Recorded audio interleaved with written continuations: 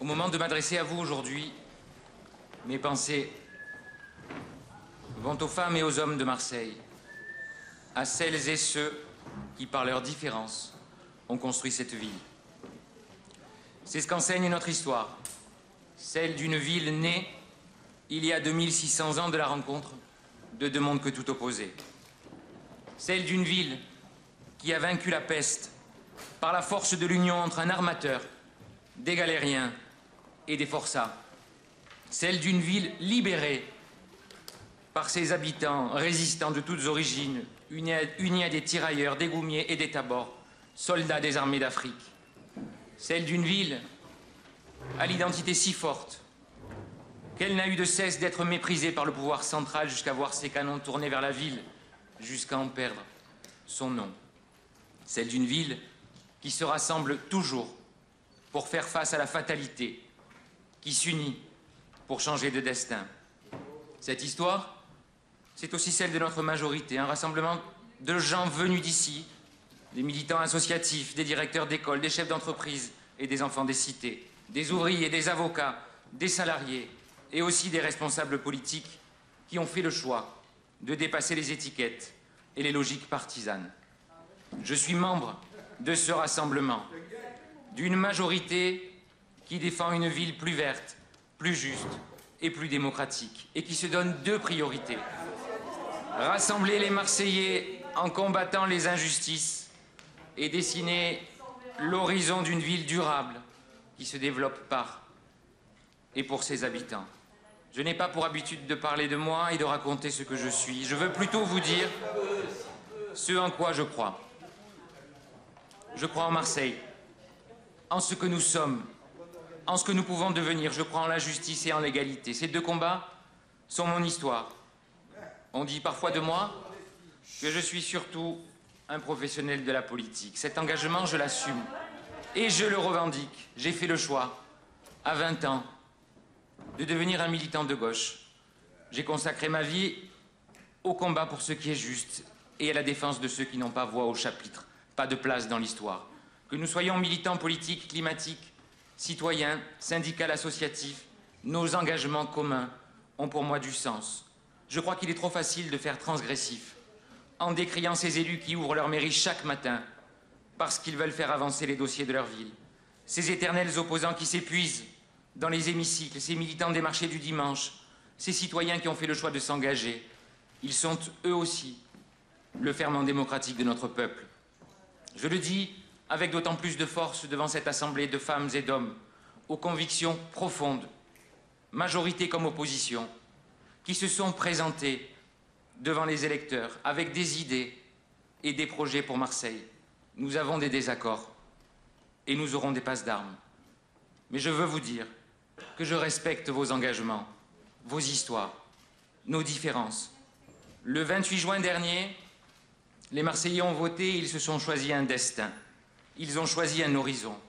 Et cet horizon a été porté par des années de mobilisation et par l'espoir de milliers de Marseillais. Il a aussi été porté par une femme qui a su incarner cet espoir, porter ce collectif et tenir le cap pendant les mois les plus durs que Marseille a connus. Michel, je sais ton courage, je sais tes convictions, je sais la femme libre et forte que tu es, et je veux saluer, au nom de la représentation municipale, la transparence et l'honnêteté de ton geste. Avec toi, avec la force de notre rassemblement et avec l'unité de notre majorité, Marseille ne sera plus la ville la plus inégalitaire du pays. Ensemble, nous continuerons d'agir pour réparer notre ville, pour réparer nos écoles et faire de l'éducation une priorité, pour offrir à tous les enfants de Marseille le service public d'éducation qu'ils méritent, et en commençant par ceux qui en ont le plus besoin. Nous continuerons de lutter contre la précarité, contre le mal logement et le déterminisme territorial. Le 5 novembre 2018, passé le choc, ce sont des larmes de tristesse et de colère qui ont coulé sur les joues de milliers de Marseillais. Et si les mois sont passés, nous n'oublions rien. Je n'oublie rien, rien de l'émotion Rien de cette colère, rien de ce drame, rien des victimes. Cette journée continuera d'être le moteur d'une action irrépressible pour la justice et pour la dignité. Car Marseille ne se relèvera et ne se développera qu'en étant rassemblée et fidèle à elle-même, fidèle à sa tradition, d'une ville populaire, fière, unitaire, Marseillais. Nous nous relèverons si nous sommes capables de lutter contre les injustices, de recoudre notre ville, de nous unir, pas pour regarder des trésors d'un passé glorieux, mais pour nous bâtir un avenir, notre avenir. Nous deviendrons cette ville phare, capitale, celle qui attire des médecins, des entrepreneurs, des chercheurs et des étudiants, des salariés et des artistes. Nous le ferons en répondant aux grands enjeux de demain. La compétitivité, l'attractivité, elles ne se trouvent pas dans l'austérité qui cache une économie moribonde, ni dans la bétonisation de la moindre parcelle naturelle. Bien au contraire, notre attractivité, elle est dans les atouts majeurs que notre ville a à offrir, sa nature, ses paysages et son ouverture sur la Méditerranée. La mer est aussi notre horizon, notre littoral un joyau et notre port une richesse majeure pour développer notre ville.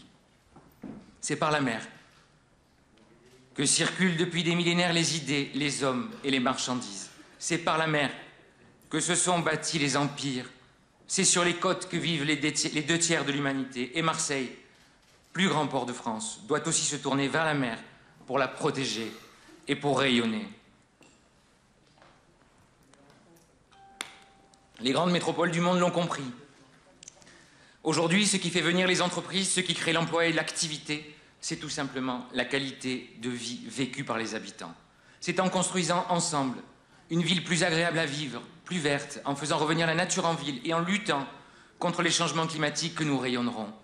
Notre attractivité, elle est aussi dans nos services publics, dans nos associations ou notre vie de quartier, dans une ville qui se préoccupe d'abord des besoins de ses habitants, qui se modernise, qui déploie des transports efficaces et qui offre un espace public apaisé, dans une ville où chacun peut vivre dignement, travailler, se loger, se cultiver, faire du sport, s'épanouir et s'engager. Rien ne nous fera dévier de notre volonté. Rien ne nous fera changer. Rien ne nous fera dévier de notre volonté. Et la façon de la gouverner changera aussi, comme nous l'avons commencé. Une ville plus démocratique, qui écoute, qui consulte, qui partage et qui fait vivre le débat, l'engagement, la citoyenneté. Une ville qui se construit par et pour ses habitants. Je sais quelle est la situation financière de notre ville. Je sais aussi que nous n'éviterons pas les crises qui s'annoncent. Il y a bien sûr eu la première, puis la seconde vague d'une crise sanitaire centenaire à laquelle nous faisons face. Et il y a ses conséquences sociales et économiques dans une ville qui connaît déjà des situations de détresse profonde. Nous la surmonterons par notre vitalité, par notre volonté et par notre force, celle de toujours refuser la fatalité. Parce qu'on peut grandir ici, à la Castellane et devenir ballon d'or, parce qu'on peut découvrir la musique au Plan-d'Au, à Belzunce ou à Saint-Jean-du-Désert et décrocher l'or et le platine. On peut naître à la Belle de Mai et devenir l'un des plus grands sculpteurs du XXe siècle ou avoir le prix Albert Londres. Mais ici, il n'y a pas ceux qui réussissent et ceux qui ne sont rien. Ici, la réussite, c'est aussi d'ouvrir un restaurant ou une boutique, de monter son entreprise, de devenir un artisan, un fonctionnaire, de voir grandir ses petits, de s'engager pour les autres. Les défis sont grands, je le sais, et les difficultés nombreuses. Et pourtant, en devenant ce matin le 47e maire de Marseille, je veux vous dire à vous, les représentants de la ville de Marseille, dire aux Marseillais que cette crise, nous la dépasserons, que cette tempête, nous la surmonterons.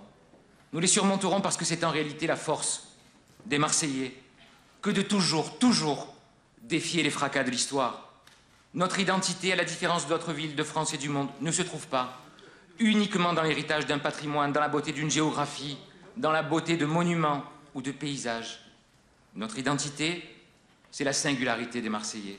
C'est la force de ce que nous sommes, nous, les Marseillais. Nous sommes les héritiers de ces milliers de femmes et d'hommes qui ont survécu aux pogroms, au génocide, aux famines, aux guerres, à la misère et au totalitarisme. Nous sommes les enfants des Arméniens, des Marocains, des Juifs de Grèce ou d'Europe de l'Est, des Espagnols, des rapatriés, des Comoriens, des Tunisiens, des Italiens ou des Algériens. Nous sommes les descendants des oubliés de l'histoire, des damnés de la terre, des fils et des filles de ceux qui, un jour, ont trouvé à Marseille une survie, un espoir, une ville des possibles. Cette histoire, c'est aussi mon histoire, celle de pauvres immigrés italiens, des babis arrivés à pied des Alpes italiennes, des Rital débarqués de Naples sans autre bagage que leur soif de vivre. Ils pensaient aller jusqu'en Amérique. Mais c'est ici, à Marseille, qu'ils ont refait leur vie, non loin d'ici, rue Sainte-Françoise.